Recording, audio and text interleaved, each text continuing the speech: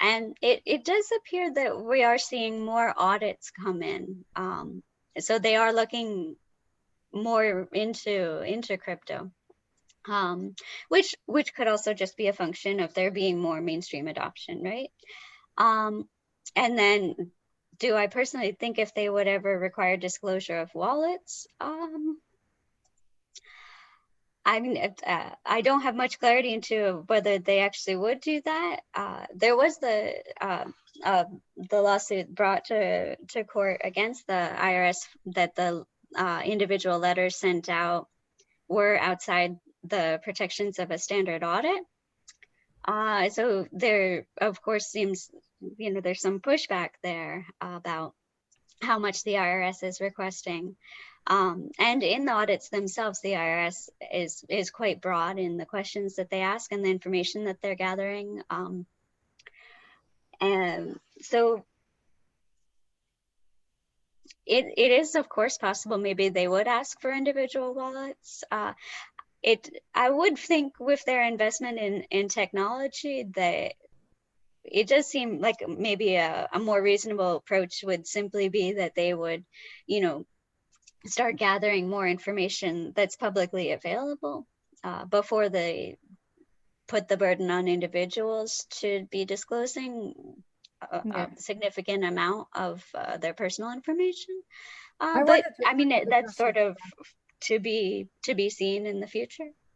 Kim might be able to. I had a question around that too, because like when you have so many different wallets, right? I can move something from one address to another, and as long as I don't have to prove to anybody that I still have control over the amount, then what does that actually mean? So maybe Kim can say something to the forensic part of an investigation, like how easy is it to see whether people still own, or what are the ways to trace back funds when they are supposedly sold at a better price? So my understanding is that people doing tax investigations will use all the tools in their toolkit to try to their best to figure out whether or not you might be evading taxes. And so, as we all know, the blockchain is permanent and transparent. And so if I'm an IRS individual and I have access to, for example, Chainalysis's Reactor, where I can go in and which is our software tool, which enables investigations, then you're going to look for patterns that, okay, so this individual on this service, they claim that this is all the funds they have, but they're sending a lot of funds to this exchange that allows 100x leverage, and and then it's passing through these intermediary wallets. I want to know more. You know what? I might go a little bit further to gather more information on this person. So there's never going to be, at least in my experience, a way to definitively, if you don't tell the IRS that you control this other wallet, they can't prove it. So they can't gather information that all they have is the blockchain, right? I mean, unless it's on an exchange and you've a separate exchange and you've given that exchange your KYC information, that's really the only way to gain awareness about whether or not you control that wallet. So when it comes to these more advanced investigations of, did this person, maybe they didn't tell me everything, that's when you have to go the extra step of, okay, let me get my investigative software. Let me see where they're sending a lot of funds directly to BitMEX and they never really come back. So maybe I should think about this person a little bit more, ask them what's going on there. And so that's kind of going to be different for every person that you investigate. But, the hope is that the main way that you're going to get all that information to the IRS is through reporting and, reporting everything that you have. I don't know if that answered the question at all.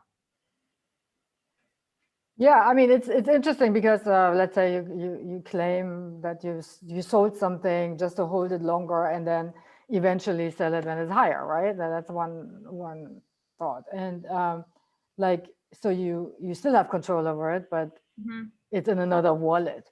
Like how, you know, who could tell that is not you, right? Yeah, I mean, probably a very common scenario, I would think. I think it is really common, and I think that, so if I have money and I send it to another wallet, and then I send that wallet and I'm doing a lot of exchanges on a, you know, maybe a low KYC exchange, and I'm storing it in that personal wallet, they're not going to find out about that unless there's reasons, or, you know, the IRS, I know, and, you know, with the help of some of the research we're doing, are starting to try and identify tax evasion patterns that you can, you know, a lot of the way that compliance happens is through anomaly detection. So can we think about patterns of what this might look like to trigger a flag to ask for an investigation, where you then go and you say, there's not a lot of things aren't adding up. You know, we suspect that maybe you controlled this wallet, which you're receiving funds from occasionally, but seems to be really active. But it's never going to be like concrete proof of you control this satellite wallet. It's got to be a part of a bigger investigation that, you know, is oftentimes, like, I've seen these investigations, they're not straightforward, they're complex. And so yeah, that makes sense. I guess, you know, the follow-up question would be, how does that get complicated further with, you know, privacy tokens or coin joins or tumblers, which, you know, just anonymizes everything. How do you, you know, do you see a lot of that happening now? How do you deal with, you know, something like that?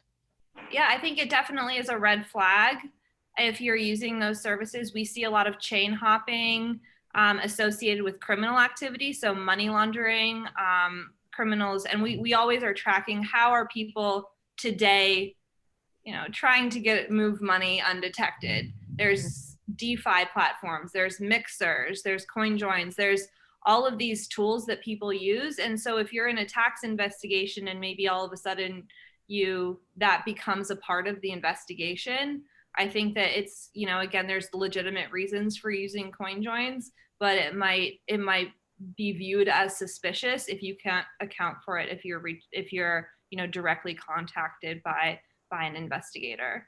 So these new technologies, you know, we're always trying to keep up with how people are moving funds around. There's these, you know, the technology is advancing really fast, and, you know, the problem is there too for low KYC exchanges, where there's many exchanges you can just, you know, take a picture of a passport and then just, you know, get an account. And we've seen cracking down on that, but that is also a problem. And it's actually kind of a similar philosophical problem to mixing, because from there funds will just go to another exchange. So yeah.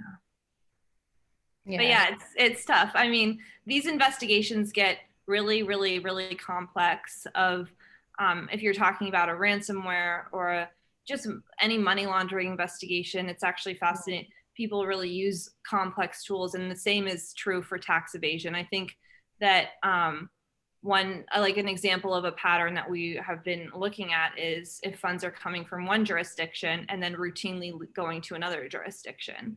You know, what's that about? And so again, this is just patterns, and we're a blockchain firm. We don't have access to a lot of the off-chain stuff. We empower law enforcement to know where to go with their investigation. We empower the IRS to know where to go.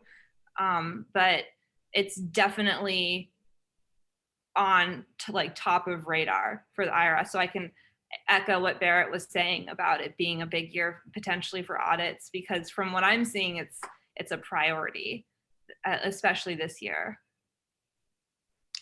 Well, it'll be interesting, and I'm sure we'll see a lot of these investigation in the news. we would love to dive a little bit deeper into that at a later, like I mentioned, at a later event, and hopefully we can have you join us again. But I know we are running out of time, but we have two questions that I definitely do want to take before we wrap this session up. One was about gift taxes and gift exemptions. Does the gift tax and gift exemptions apply to crypto given as a gift, or that's not the case and all of that is still considered income? Oh, so I can point, the IRS has actually given really clear guidance on gifts. So I can actually, if I can post in the chat, the actual language around gifting, they have actually,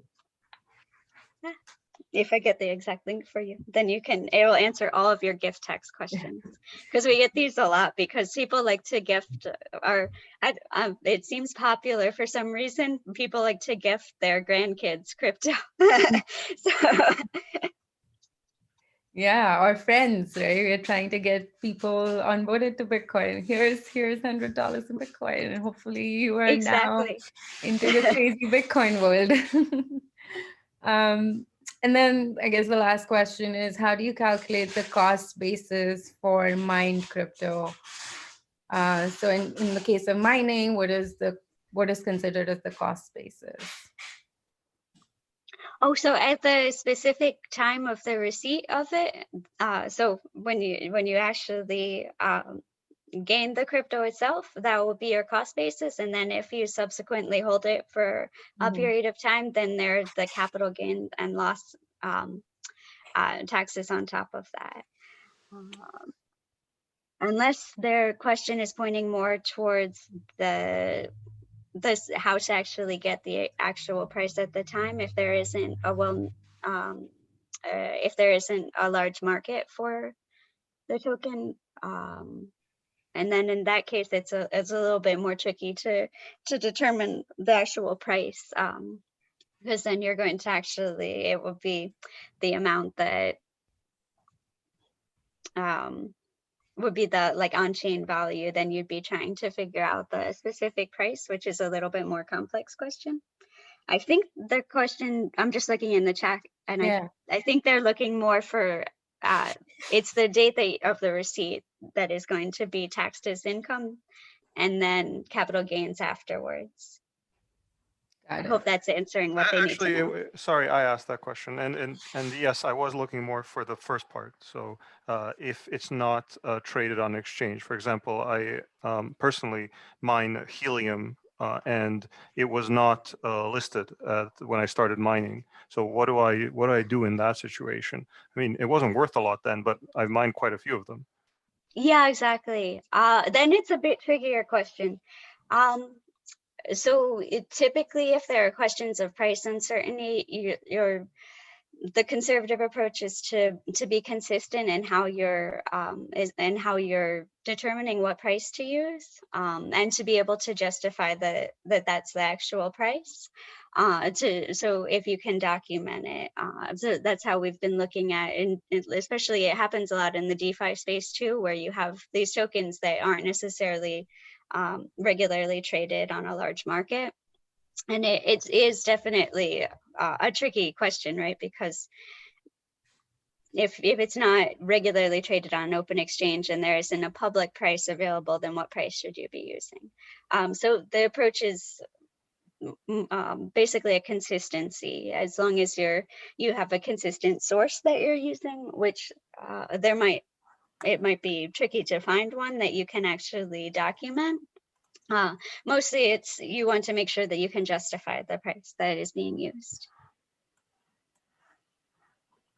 Thank you. And then, would you both be able to post, your either Twitter or LinkedIn information in the chat so people can connect with you later? I know there were more questions that we weren't able to get through. Specifically, there was one question that I'll answer. Any software available to make this easier rather than doing it manually? Definitely TokenTax. Check it out. That's where you can do a lot of these things